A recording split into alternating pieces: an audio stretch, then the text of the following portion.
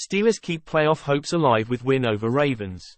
The Baltimore Ravens' NFL best 6-game win streak is over after a 17-10 loss to the Pittsburgh Steelers, but the short-handed Ravens achieved one significant goal, escaping the regular season finale without a catastrophic injury to a starter.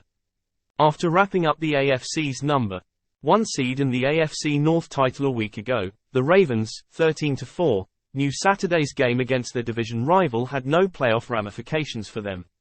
This is why Baltimore didn't play NFL MVP favorite Lamar Jackson, as well as 6 other starters, wide receivers Odell Beckham Jr.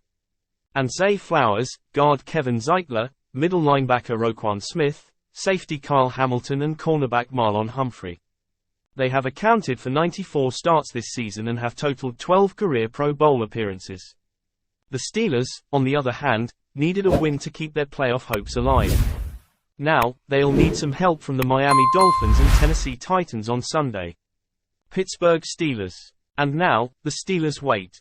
Not only for their playoff fate, but for word on TJ Watt. The Steelers beat their arch-rivals in a game that meant nothing to top-seeded Baltimore, but the visitors lost a significant piece when Watt appeared to suffer a left knee injury late in the third quarter as he landed awkwardly after a jump and collided with teammate Montravius Adams.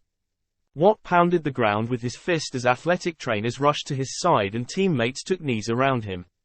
He was ruled out following several minutes in the sideline blue medical tent and a trip back to the locker room.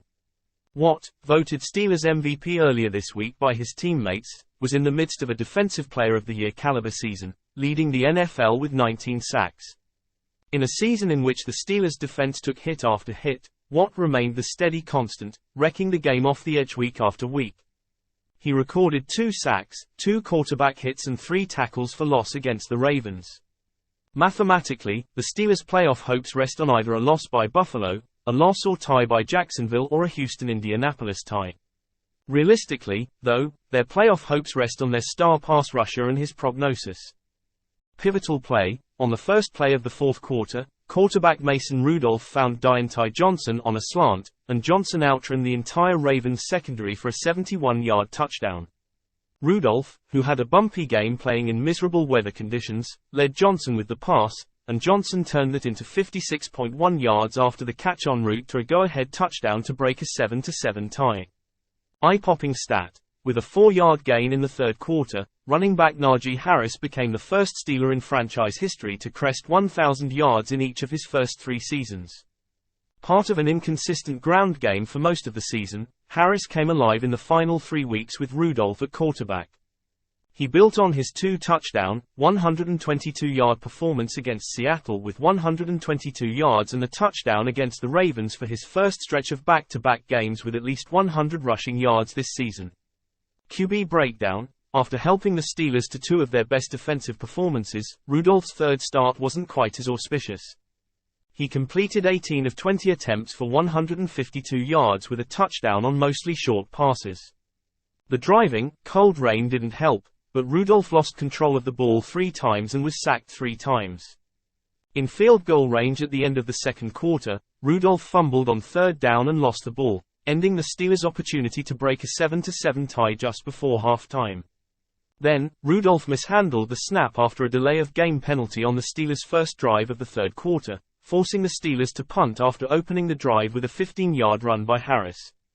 But Rudolph redeemed himself with a laser pass to Johnson on third down to get the 71-yard touchdown. Describe the game in 2 words: sloppy punt fest.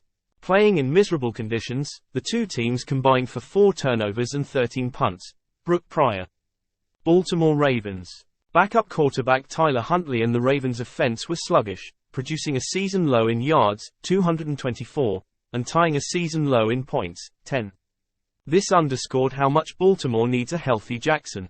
The only reported injuries for Baltimore was safety Geno Stone, knee, linebacker Delshorn Phillips, shoulder, and defensive end Brent Urban, evaluated for concussion, all of whom left the game in the second half and did not return. Now the Ravens have a 2-week break before hosting a divisional playoff game at M&T Bank Stadium on either Jan. 20 or 21. Baltimore is looking for its first playoff win since the 2020 season. Promising trend. Isaiah Likely's 27-yard touchdown was his fifth in the 6 games that the Ravens have been without Mark Andrews' ankle surgery. That is tied with Detroit's Sam Laporta for the most by a tight end since Week 12.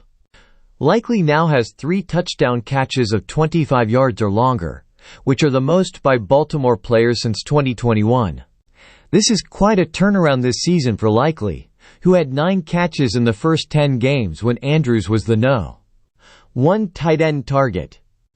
Bold prediction: Dalvin Cook takes Melvin Gordon's spot in the Ravens' running back rotation. Gordon had only 2 carries after fumbling in the second quarter, which continues an awful trend for him. It marked the 19th lost fumble by Gordon, which are the most by a non-quarterback since 2015. This was a big game for Gordon because Baltimore signed 4-time Pro Bowl running back Dalvin Cook to its practice squad Thursday. The Ravens have 2 weeks before their divisional playoff game, so there is time to make a decision on the team's No. 3 back behind Gus Edwards and Justice Hill. Eye-popping stat: the 71-yard touchdown catch by Johnson, which broke a 7-7 tie early in the fourth quarter, was the longest play allowed by the Ravens this season.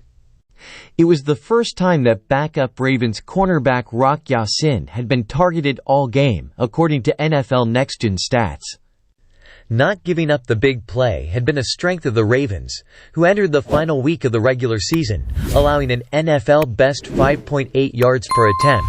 Jamison Hensley.